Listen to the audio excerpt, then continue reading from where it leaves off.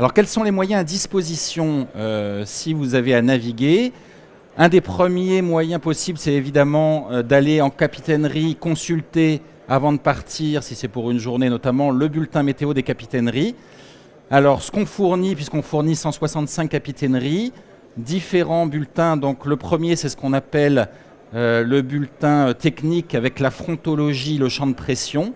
Ça permet d'avoir un coup d'œil rapide sur la situation météo du jour J, avec les anticyclones, les dépressions, les centres d'action qui vont vous permettre de dire, bah tiens, là on est plutôt sous l'influence de l'anticyclone, plutôt de la dépression, quel type de flux on va avoir.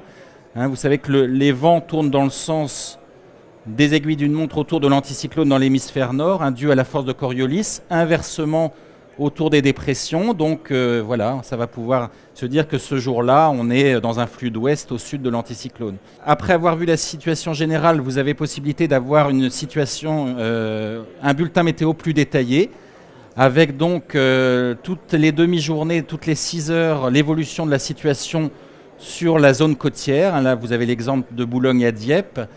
Donc c'est bien sûr une prévision moyenne sur zone, mais vous avez quand même à droite une cartographie qui permet de voir le vent moyen sur la zone de navigation. Donc vous avez le détail du type de temps, du vent, des rafales, l'état de la mer également importante, la houle ou la mer du vent, et puis la visibilité. Et puis on donne également un aperçu parfois de certaines traversées ici en Méditerranée. Si vous faites une traversée entre la Corse et la Côte d'Azur, eh bien, la répartition du champ de vent, c'est environ 8% de vent inférieur à la force 3. Dans ce cas-là, 33% modéré, 59% de vent fort. Ça peut permettre de se dire, bon, bah là, on a plutôt à faire une situation rassurante avec des vents faibles, des vents modérés. Ou alors, bah dans ce cas-là, on avait quand même 59% sur zone de vent supérieur à force 7. Donc, on va peut-être rester à l'abri. Vous avez maintenant tout ce qui est info météo sur les sites et applications Météo Consult, donc sur les smartphones ou alors sur les sites internet. Donc il y a beaucoup de choses maintenant en gratuit sur ces sites. Alors qu'est-ce qu'on y trouve dedans? Je vous ai dit pas mal de choses. Au niveau de l'observation météo, on a par exemple les données météo des sémaphores. C'est intéressant avant de partir en mer de se dire, bien, sur notre zone on a un sémaphore, on va aller regarder un petit peu comment ça évolue, la situation météo. C'est du heure par heure, hein. Vous l'avez heure par heure. Ici à Porquerolles, eh bien, on voit que dans la matinée, on a eu des vents en général entre 20 et 25 nœuds, et puis on a eu une pointe à 35 nœuds à 9 heures, ça a l'air de se calmer un petit peu. On n'a plus que du 29 nœuds sur la dernière heure. Alors nous avons ensuite sur l'application et les sites ce qu'on appelle le live. Alors qu'est-ce que c'est le live? C'est quelque chose qu'on a développé depuis 1 an ou 2. Tout simplement, le live, c'est de la prévision météo à très court terme, à 1 heure ou 2 heures. Ça tient compte en fait de l'analyse des images satellites et des images radars, de la pluie, des nuages, et puis également des observations météo aux stations les plus proches de là où vous êtes. Et donc, ça va extrapoler sur le très court terme. Si on a la perturbation qui est à 200 km avec de la pluie, eh bien, si le vent vient de l'ouest et que votre perturbation elle avance vers vous, eh bien, le live va vous dire peut-être que dans 2 heures, vous allez être touché par cette zone nuageuse qui va donner de la pluie. Alors attention, c'est quand même à prendre avec des pincettes. Ça marche bien quand on a la perturbation classique d'ouest qui arrive.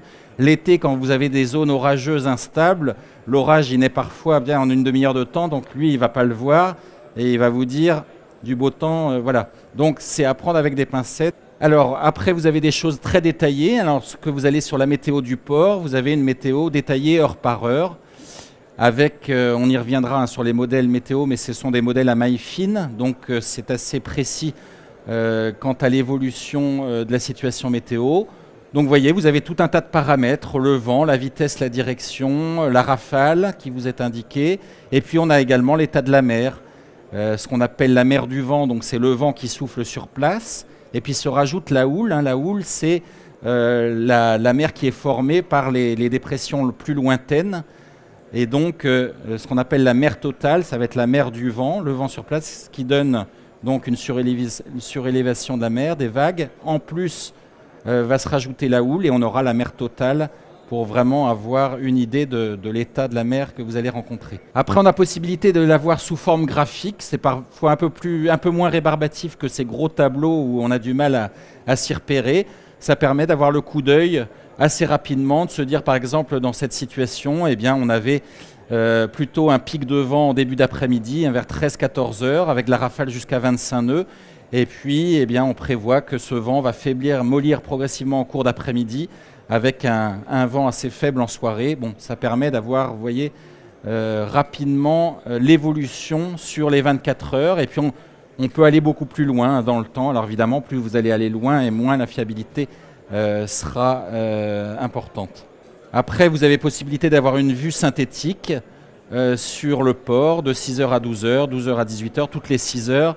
Et puis, vous avez à chaque fois un outil cartographique à droite qui vous donne l'évolution un petit peu plus globale sur le plan d'eau, hein, sur la Méditerranée. Si vous êtes sur l'Atlantique, ça sera sur une partie de l'Atlantique. Donc, possibilité de jouer sur les différents paramètres météo également, hein, température, vagues, ciel, etc. Et puis, vous avez l'aperçu à 15 jours. Alors, à 15 jours, ça fait un petit peu sourire parce que prévoir à 15 jours, on est d'accord que, en gros, c'est pile ou face.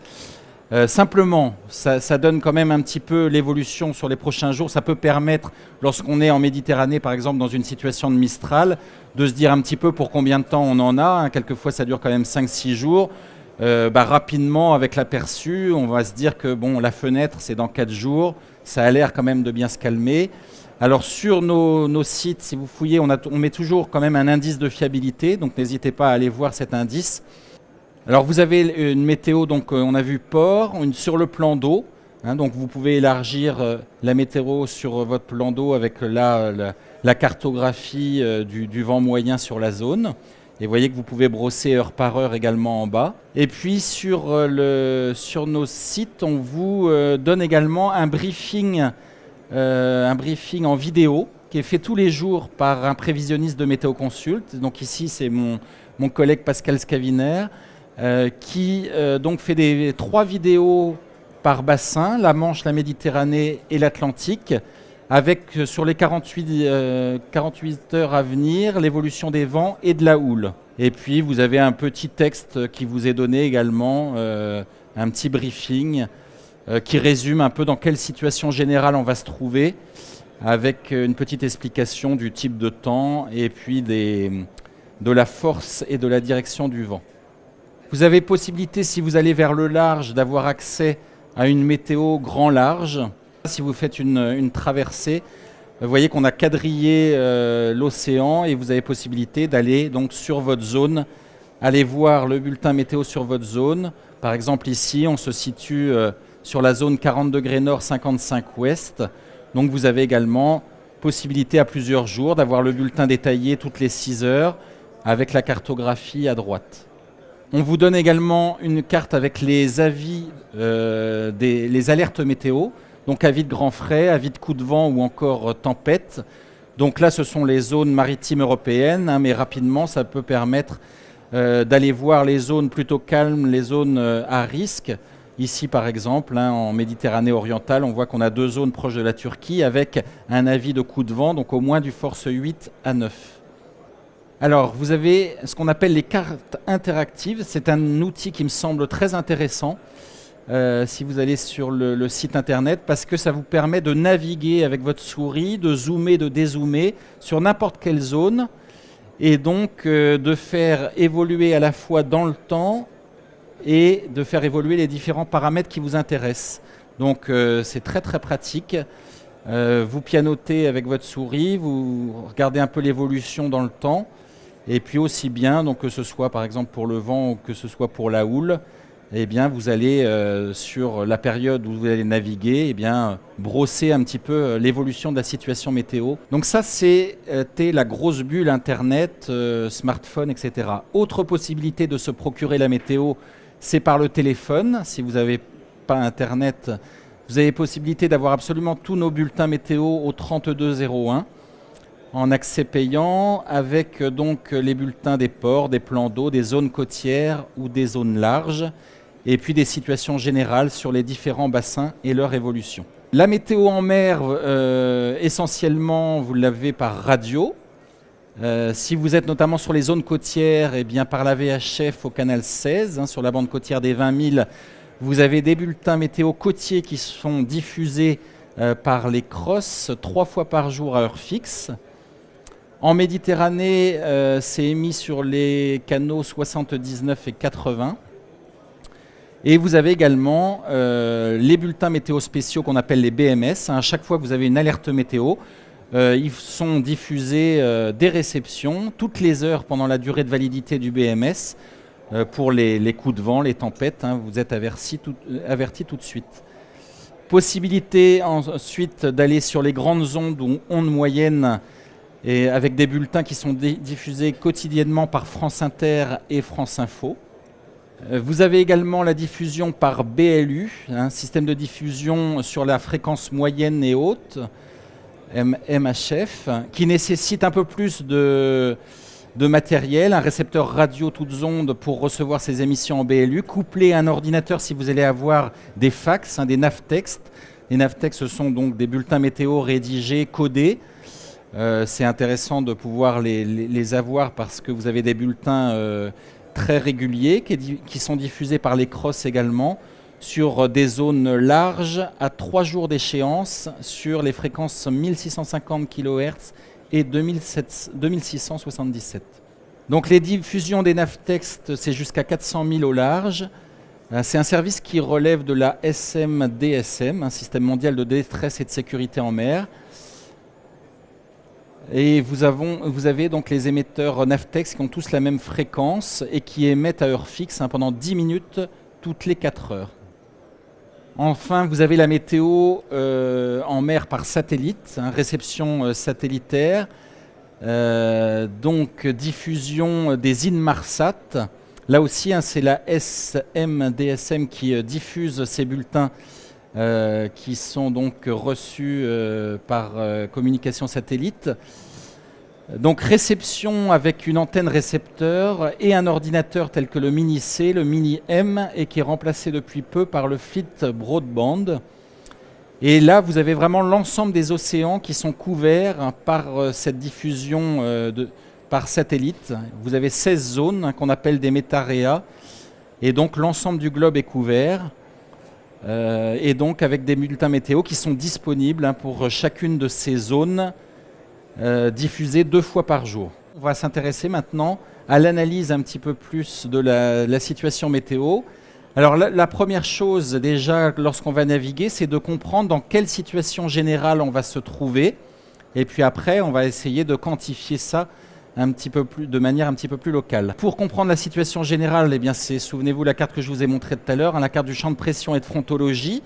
Qu'est-ce qu'on va faire avec cette carte? On va essayer de repérer la position des centres d'action, les anticyclones, les dépressions, leur évolution dans le temps, de savoir dans quel flux, dans quel régime de vent on va naviguer, d'essayer de repérer les zones de vent fort, de vent calme, et puis repérer également les perturbations, parce que quand on croise une perturbation, évidemment, ça a des effets aussi bien sur les vents que le type de temps, aussi sur l'état de la mer. Alors je vous ai pris un exemple, c'est l'exemple de la situation du 19 juin 2016, cette année. Voilà ce que vous avez, une situation d'été, vous allez naviguer.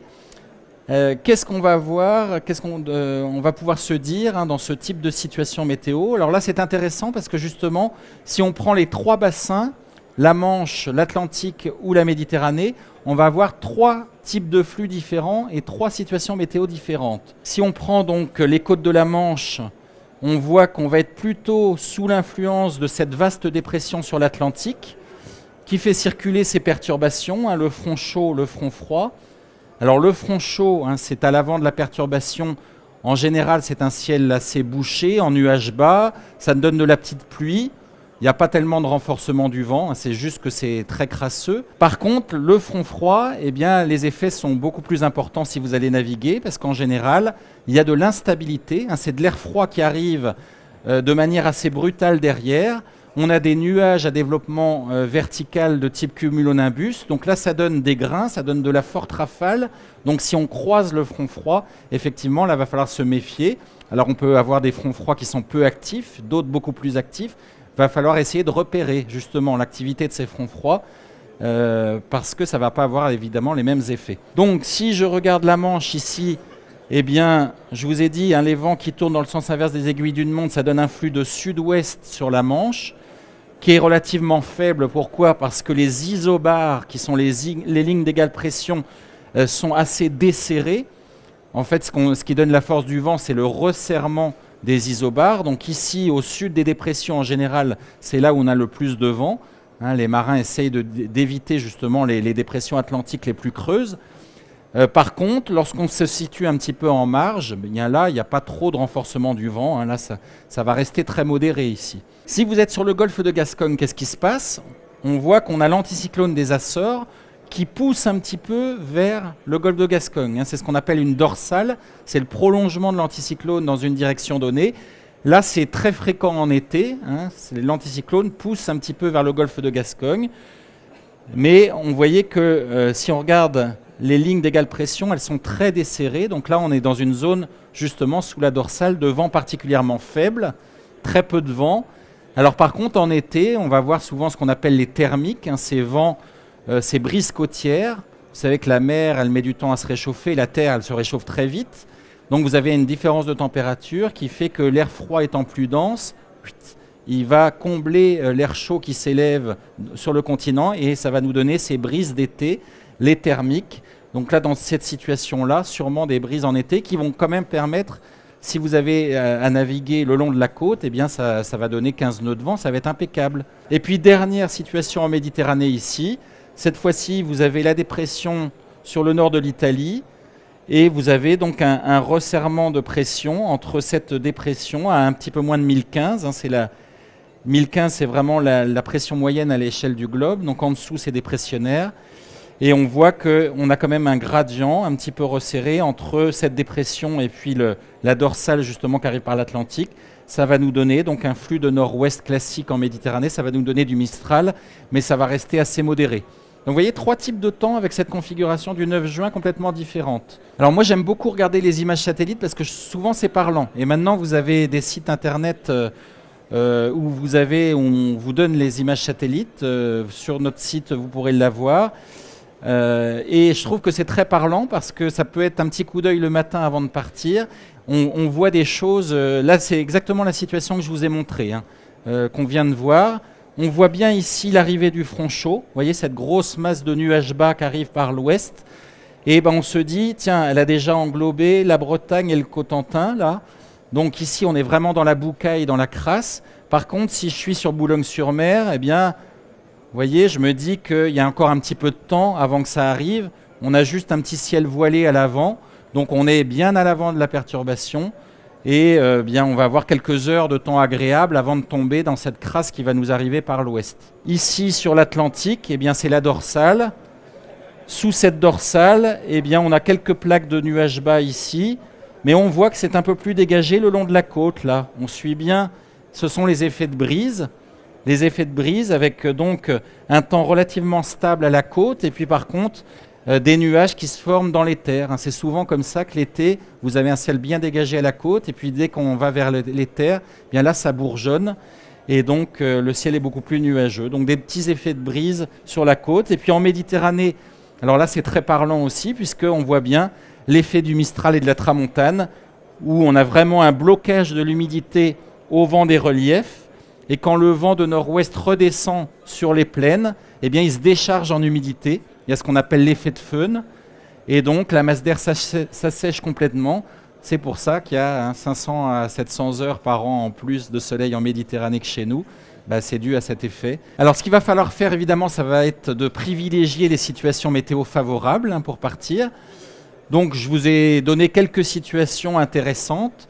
La situation qu'on appelle de bordure anticyclonique, parce qu'elle était assez fréquente, notamment en été. Je vous ai dit, c'est l'anticyclone des Açores qui remonte vers nous. Alors là, il remonte même assez haut. Vous voyez, il fait une poussée quasiment sur l'Irlande. On va se situer sur le golfe de Gascogne, vraiment dans la bordure de cet anticyclone. Vous voyez, entre l'anticyclone et puis la dépression qui est ici. Donc ça va nous donner un flux de nord modéré, mais assez intéressant, parce qu'on va avoir de l'air dans ce régime de nord. Ce qu'il faut éviter, bien sûr, c'est les bulles anticycloniques. Les marins, à chaque fois, contournent, les navigateurs en haute mer contournent ces anticyclones, les voiliers, pour ne pas rester scotchés au cœur de l'anticyclone. Donc ils prennent les autoroutes justement qui sont en marge des anticyclones. Autre situation qui peut être intéressante, lorsqu'en été, donc vous avez l'anticyclone qui gonfle sur le golfe de Gascogne, mais quand on a quand même le bout d'un front froid, hein, ce qu'on appelle la queue du front froid. Vous voyez, ces dépressions, elles passent quand même très loin, mais le front froid, eh bien, il a quand même traversé la partie nord du golfe de Gascogne. Comme il y a un petit peu d'air frais, ça donne un petit peu de vent, ça brasse un petit peu.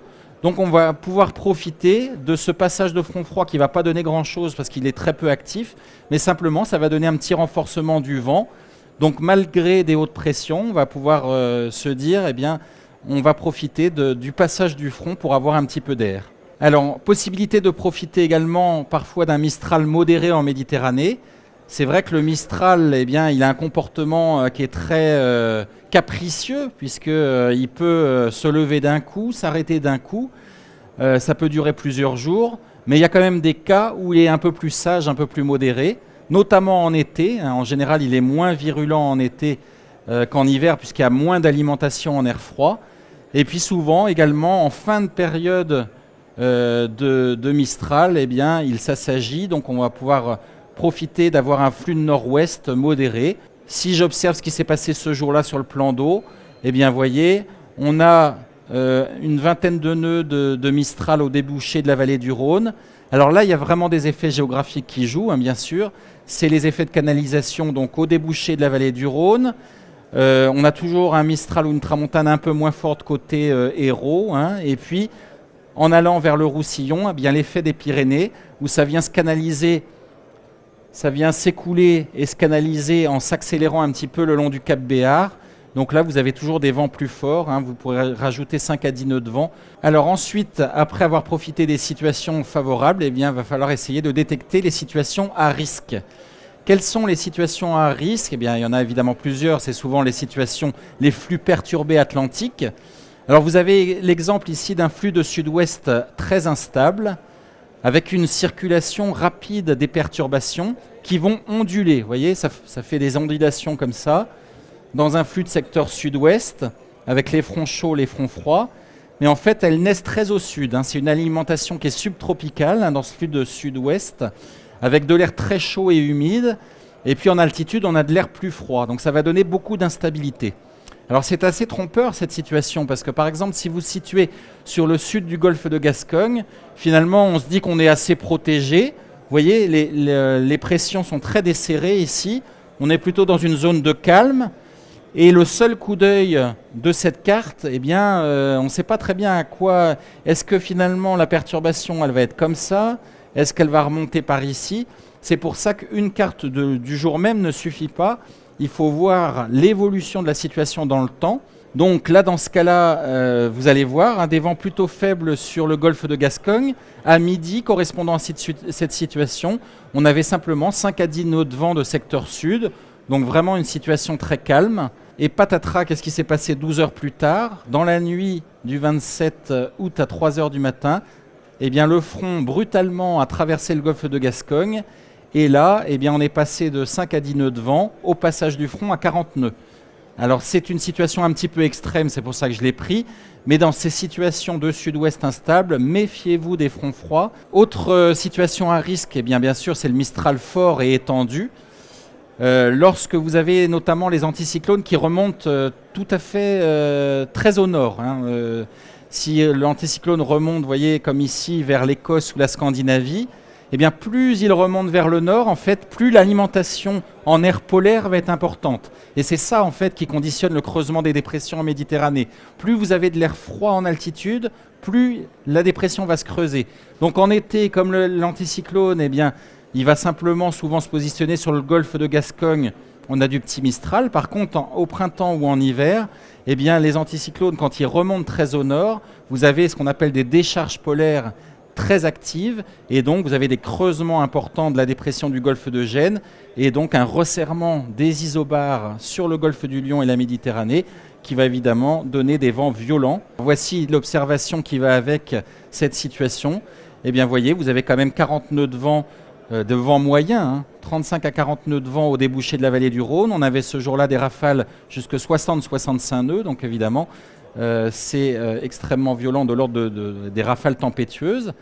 Alors classiquement toujours, hein, on a un vent très fort ici dans la continuité de la vallée du Rhône, et puis vous voyez que comme les isobars ici autour de la dépression s'incurvent, eh bien le nord-ouest il devient plutôt de l'ouest sur les îles d'Hyères, et il devient même du sud-ouest sur la Balagne et le Cap Corse, où là on a un effet de pointe avec des vents particulièrement violents à chaque fois sur Balagne et Cap Corse, et puis également une composante ouest très forte également du côté des Bouches de Bonifacio.